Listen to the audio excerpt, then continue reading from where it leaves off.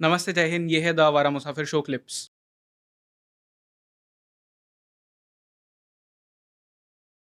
इकबाल नातिक जो है इनकलाब नाम का या कोई एक ऐसी अखबार वीकली चलाया करते थे, उर्दू का रिसाला था हुँ, वो। और रहते भी उधर डोंगरी साइड में ही कहीं थे। यंग थे और मतलब वो जो है पठान नहीं थे खुद भी। तो ऑब्वियस सा एक वो था कि पठान गैंग्स के साथ में उनका कोई कनेक्ट नहीं था। वो दाऊद के पेरोल पे नहीं थे, लेकिन ये बात मैं आपसे कहना चाहूँगा। परंतु वो पठानों को पसंद भी नहीं करते थे। हुँ, तो वो हमेशा जो है इस तरह की खबरें शाया करते थे, छापते थे कि दाऊद इब्राहिम जो है कौम का मुहाफ़िज़ है, या वो बहुत अच्छा इंसान है, या फलाना है, और ये लोग जो हैं ये बहुत बदकार हैं, ख़राब हैं, और ये सब चीज़ें। इन लोगों को बड़ी नागवार गुज़रती थी, बड़ी बुरी लगती थी ये बातें कि अरे भाई, तुम्हारा हमारा कोई लेना-देना नहीं, तुम अंडरवर्ल्ड के पार्ट नहीं हो, तुम्हारा दुनियादारी से कोई मतलब नहीं है, तुम क्यों हमारे बीच में आते हो? तुम एक कलम-नवीस हो, एक अखबार चलाने वाले आदमी हो, तो तुम अपनी वही काम करो, एक सहाफ़ी हो, पत्रकार हो, तो तुम वो काम करो।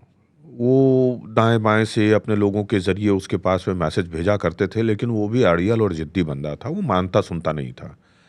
लगातार वो उनके खिलाफ जो है वो खबर करता था और इसके फ़ेवर में खबर करता था। उनका ये कहना था कि भाई तू उसके फ़ेवर में भी करता है कर, लेकिन हमारी मुखालफत मत कर। तो हमारे खिलाफ लिखता है वो गलत है। जो काम हम करते हैं, वो काम वो भी करता है।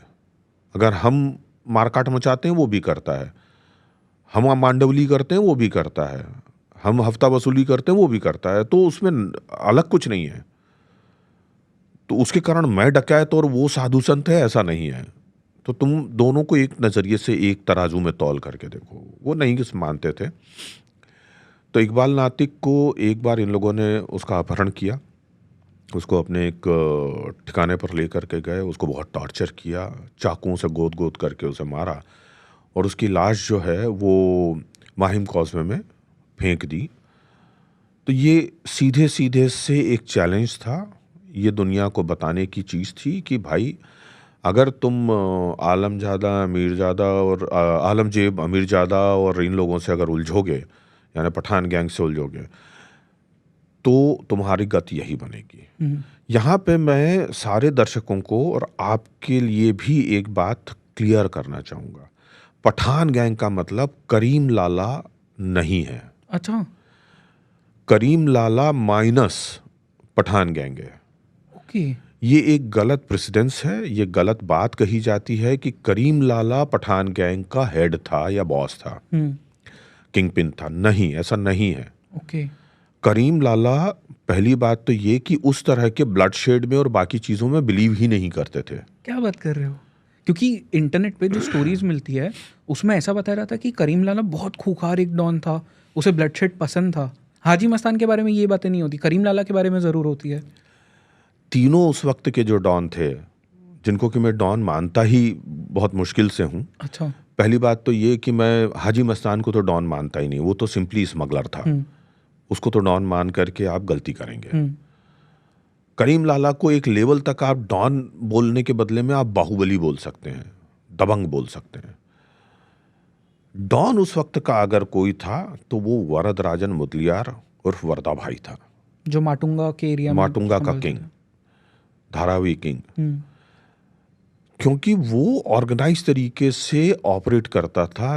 उसका पूरे के पूरे 9 लोगों की टीम थी जो कि अलग-अलग काम देखती थी। अब जैसे उसमें महालक्ष्मी पापामणि थी। हुँ, महालक्ष्मी उर्फ पापामणि जो है, उसका काम 2 था। कच्ची दारू और वेश्यावृत्ति। ये कमांड उसके पास थी। तो ऐसे उसके पास में कुल मिलाकर के 8 या 9 लोग थे जो कि वेरियस ऑपरेशन सँभालते थे। ओके। और वो खुद जो है पॉलिटिकल पैट्रोनेज के तहत और पॉलिटिकल सपोर्ट के साथ में पूरा का पूरा वो अंडरवर्ल्ड अपना ऑपरेट किया करता था। तो असली अगर किसी व्यक्ति को उस वक्त का अंडरवर्ल्ड डॉन माना जा सकता है, तो वो अकेला आदमी हुँ, वरदराजन मुदलियार है। उसके बाद अगर कोई नेक्स्ट आता है तो फिर अशोक जोशी हैं, बड़ा राजन हैं, राइट। ये वो दूसरी पीढ़ी आ गई। फिर तीसरी पीढ़ी जो है दाऊद इब्राहिम, छोटा राजन और बाकी सब चीज़ों लोगों की है। चौथी पीढ़ी में अगर आपको गिनना है तो आप चौथी पीढ़ी में जो डॉन वाली श्रेणी में आए हैं उसमें प्रसाद पुजारी, रवि पुजारी, सुरेश पुजारी, ये सब जो स्प्लिंटर गैंग्स हैं जो आपके छोटा राजन गैंग से बाहर आए हैं या दाऊद गैंग से जो लोग बाहर आए हैं उनके कहानी मतलब जो है बाद में आती है, तो वो चौथी पीढ़ी है। राइट। चौथी पीढ़ी के बाद में अब पांचवी पीढ़ी नहीं है अंडरवर्ल्ड नहीं की। है। नहीं, क्योंकि उन्होंने अपने बच्चों को आने नहीं दिया।